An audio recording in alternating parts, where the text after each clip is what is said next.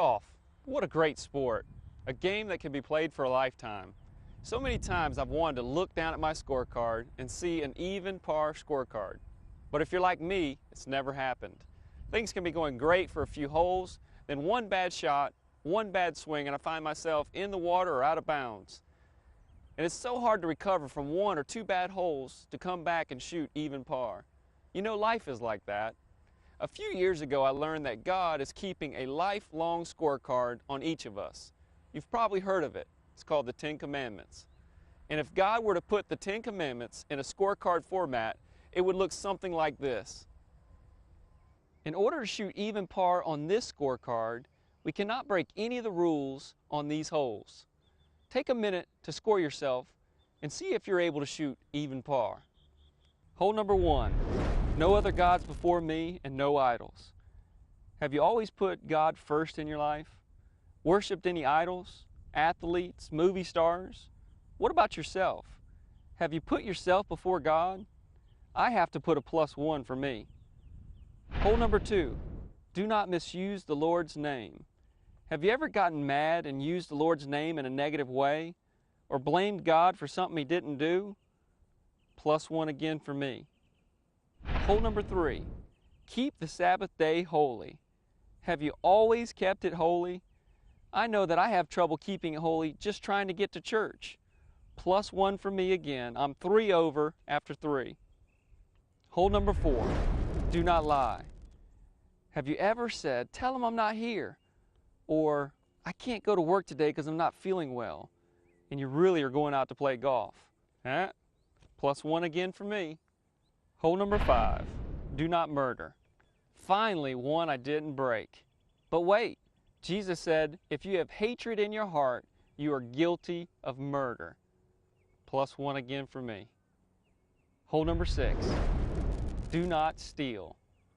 Maybe you can't remember stealing anything, but in Malachi 3:8, if we do not give God 10% of every dollar we have ever made, then we are stealing from God. +1 again. Hole number 7. Do not commit adultery. Maybe you think, hey, I've kept this one. But wait, Matthew 5:27, Jesus said, you have heard it was said, do not commit adultery.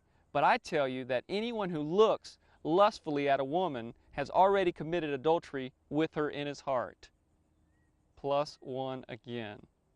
Hole number 8. Do not covet someone's possessions. Have you ever wanted someone's house or boat or cars or even their golf clubs?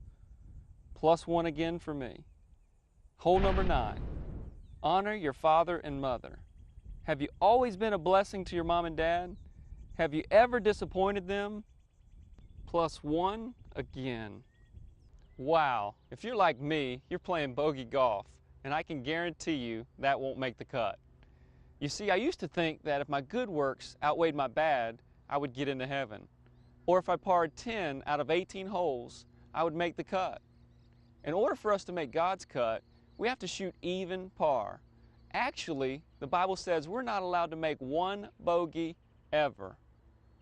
Because James 2:10 says, for whoever keeps the whole law and yet stumbles at just one point is guilty of breaking all of it.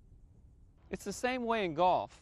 We can par 17 holes in a row and bogey the last hole and our score is over par. You see, on God's scorecard, a bogey is called sin, and God cannot invite sin into heaven. We are just not good enough. Just like I'm not good enough golfer to be invited to be a member of the Ryder Cup team, you see, after we've played the game of life, we have to turn in our scorecard and our lives will be scored by a righteous judge. Hebrews 9:27 says, just as a man is destined to die once, and after that, to face the judgment. I used to think because God is a good and loving God, He will overlook my sin. But because of His goodness, He will score our lives accurately. Here's an example. If we just played in a golf tournament and the official scorer blatantly overlooks some of the team's bogeys and gives them pars, we would not say that the scorer was good, but that he was corrupt and a cheater. Revelations 19:2 says, for true and just are His judgments. Just like in golf, there are penalty strokes. You see, Romans 6:23 says, "For the penalty of sin is death." So if we're going to be honest with ourselves, we have to go back to our scorecard and realize that we are just not good enough. Who then can be saved? Jesus said, "With man this is impossible, but with God all things are possible."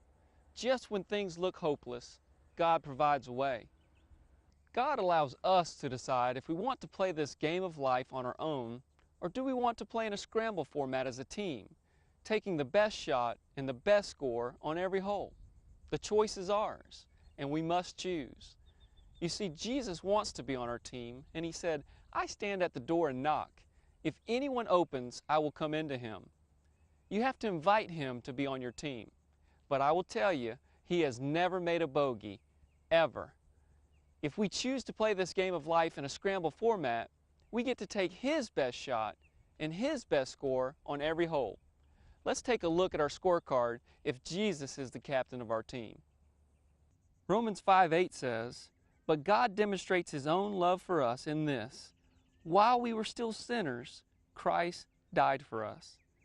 John 3:16 says, "For God so loved the world that He gave His one and only Son, that whoever believes in Him shall not perish, but have eternal life."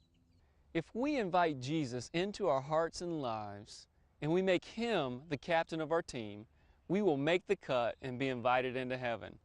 Not because of our own scorecard, but because we have accepted the free gift of Jesus Christ's even par scorecard. Which will you choose? To me, the choice is obvious. I hope and pray you make the right choice. If you have any questions, please get with the person who introduced you to this video, and we will try to answer any questions you might have. Thank you for your time, and God bless.